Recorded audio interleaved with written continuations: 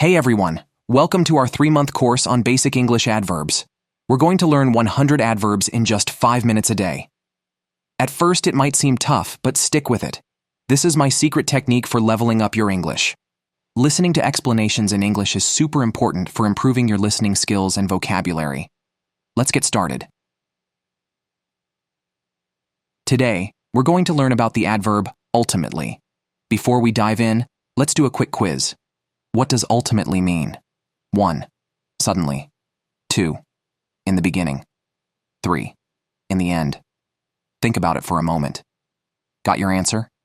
The correct answer is C. In the end. Ultimately means in the end, or finally. Now let's talk a bit more about this word. The adjective ultimate means the best, or most extreme. For example, the ultimate goal means the highest or final goal.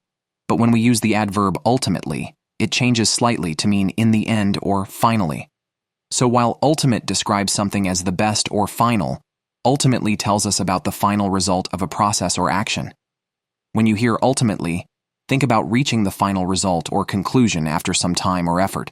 It's like climbing a mountain and finally reaching the top. To show the final result, you might say, he worked hard and ultimately succeeded. Imagine a student who studied every day for an exam. In the end, he passed with high marks. Here you could also use finally or eventually. He worked hard and finally succeeded, or he worked hard and eventually succeeded. All three convey a similar meaning, but ultimately emphasizes the end result as the conclusion of a process. Another way to use it is to indicate a final decision. For example, the decision will ultimately depend on you. Think about choosing a new place to live. After considering many options, the final choice is yours. Ultimately is similar to finally and eventually, but there are slight differences.